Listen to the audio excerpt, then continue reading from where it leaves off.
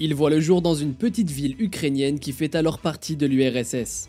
Le climat est défavorable et la vie est difficile. Il est mauvais à l'école et tout ce qu'il fait est observé par le gouvernement soviétique. Difficile de croire que quand ta vie commence comme ça, il est possible de devenir milliardaire, n'est-ce pas? Et pourtant, Jan Koum, le cofondateur de WhatsApp, nous a montré le contraire. Malgré une enfance difficile, il arrive que des individus passionnés et persévérants émergent de l'ombre pour façonner le futur de manière radicale. Ce jeune Ukrainien a dû tout quitter pour devenir réfugié aux États-Unis, mais il ne s'attendait sûrement pas à créer l'une des plus grandes applications mobiles avec plus de 2 milliards d'utilisateurs. C'est pour cela qu'aujourd'hui on te propose de découvrir l'incroyable histoire de Jan Koum, réfugié ukrainien qui a créé WhatsApp. Il voit le jour en février 1976 à Fastiv, une petite ville ukrainienne qui fait alors partie de l'URSS. Il vit dans une région connue pour ses conditions de vie difficiles, notamment au niveau du climat, où le thermomètre affiche 35 degrés en été et moins 20 en hiver. Il grandit dans une famille modeste, juive ashkénaze, avec une mère femme de ménage et un père gérant d'une entreprise de construction gouvernementale. Très jeune, il se fait remarquer et est vu comme un enfant turbulent. Il n'aime pas réellement l'école et fait beaucoup de bêtises. Alors qu'il n'a que 10 ans, un de ses professeurs le punit en le faisant nettoyer les toilettes extérieures alors qu'il faisait moins 20 degrés. En dehors de l'école, ce n'est pas mieux, la région est assez pauvre et l'antisémitisme est présent. De plus, la dictature imposée par l'URSS rend la vie très difficile. C'est pour cela que quand l'Union soviétique est démantelée en 1992, la famille fait alors une demande d'immigration pour les États-Unis. Koum a alors que 16 ans. Malheureusement, il y va seul, avec sa mère, car son père meurt d'un cancer quelques mois avant de les rejoindre. Le jeune Jan arrive alors dans un pays qu'il ne connaît que très peu et dont il ne connaît pas la langue. L'intégration est difficile, la mère et le fils survivent grâce à l'aide de l'État qui leur assure un logement et de la nourriture. Comme l'argent manque, Jan travaille dans une épicerie après l'école et sa mère fait du babysitting.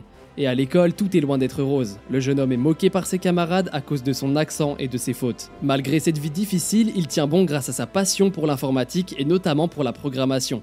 Mais malheureusement, il n'a pas assez d'argent pour s'inscrire à l'université. Alors il enchaîne les petits boulots et apprend la programmation par lui-même à côté. Cela lui permet de pouvoir acheter son premier ordinateur. Quelque temps plus tard, il arrive à devenir auditeur de la sécurité informatique chez Ernst & Young. Là-bas, il rencontre Brian Acton. Il ne le sait pas encore, mais cette rencontre va changer sa vie. Très vite, les deux hommes deviennent amis. Et 2 ans plus tard, Brian arrive à faire rentrer Jan pour Yahoo, dans le service publicité. Ils y restent 9 ans avant de démissionner ensemble en 2007, ne supportant plus le côté marketing. Jan a alors économisé plus de 400 000 $ et les deux amis décident de faire une année sabbatique en Amérique latine. Ils reviennent aux États-Unis sans un sou. Ils doivent donc trouver de l'argent. Depuis l'enfance, le rêve de Jan, c'est d'avoir une Porsche. Il explique, pour moi, Porsche était l'incarnation même de la réussite. Et le rêve de pouvoir posséder une telle voiture me motivait à apprendre toujours plus et à mettre toujours plus d'ardeur au travail. Il a besoin d'argent et à chaque fois qu'il croise une Porsche, cela le motive et le pousse à continuer. Le duo décide alors de trouver un travail. Ils postulent d'abord chez Facebook qui rejette leur candidature. Quelques mois après, les deux entrepreneurs décident de créer leur propre application après une série d'échecs. En fait, ils viennent d'acheter le premier iPhone. Nous sommes alors au début de l'année 2009 et ce projet fou leur vient en tête après qu'ils découvrent l'App Store. Ils comprennent qu'il est possible pour n'importe quel développeur de créer une application, c'est la révélation. Ensemble, ils imaginent créer une application qui se synchronise avec le carnet d'adresses et qui affiche le statut actuel de l'utilisateur. Brian et Jan créent alors leur entreprise en Californie en février 2009 sous le nom de WhatsApp. C'est en fait l'abréviation de What's Happen en anglais, qui signifie « qu'est-ce qui se passe ?». C'est une application mobile multiplateforme qui fournit un système de messagerie instantanée chiffré de bout en bout via Internet. En lançant l'application, Jan insiste vraiment sur le fait que WhatsApp ne doit demander que le numéro de téléphone pour s'inscrire, ainsi le profil ne peut être revendu. De plus, les messages envoyés ne doivent pas être stockés. Cela est important pour le jeune homme car il se souvient de son enfance où ses parents évitaient les conversations téléphoniques car il se savait surveillé par les autorités soviétiques. Il ne veut absolument pas reproduire ça. La première version sort en mai 2009 mais c'est un échec total. Ils hésitent à arrêter et envoient plusieurs candidatures pour trouver un travail. Mais ils ne trouvent rien et ils décident donc de persister. Quelques mois plus tard, la chance leur sourit enfin. En fait, Apple introduit les notifications push dans la nouvelle version d'iOS et cela aide l'application à se faire connaître. La gratuité et la simple utilisation de l'application fait qu'elle accueille désormais plus de 10 000 nouveaux utilisateurs chaque jour. Mais cela a un prix, et le coût de fonctionnement devient tellement cher que le duo doit rendre l'application payante. Il faut maintenant payer $1 pour y avoir accès. Malgré cela, en moins de 2 ans, WhatsApp atteint le top 20 de l'Apple Store. Ce qui est incroyable, sachant qu'il n'y avait ni publicité, ni marketing et que cela s'est donc fait grâce au bouche à oreille. Plusieurs investisseurs s'intéressent alors au projet, et en 2011, une levée de 8 millions de dollars est organisée, suivie d'une autre de 50 millions de dollars à peine 2 ans plus tard. Il y a alors 200 millions d'utilisateurs pour 50 salariés. Cela permet à Jan d'atteindre la consécration en 2014. En effet, cela fait déjà 2 ans qu'il est en discussion avec Mark Zuckerberg, le créateur de Facebook, et les deux entrepreneurs sont même devenus amis. Ainsi, en février 2014, WhatsApp est vendu pour 19 milliards de dollars. Le contrat stipule que Jan remportera plus de 6 milliards de dollars ainsi qu'une place chez Facebook.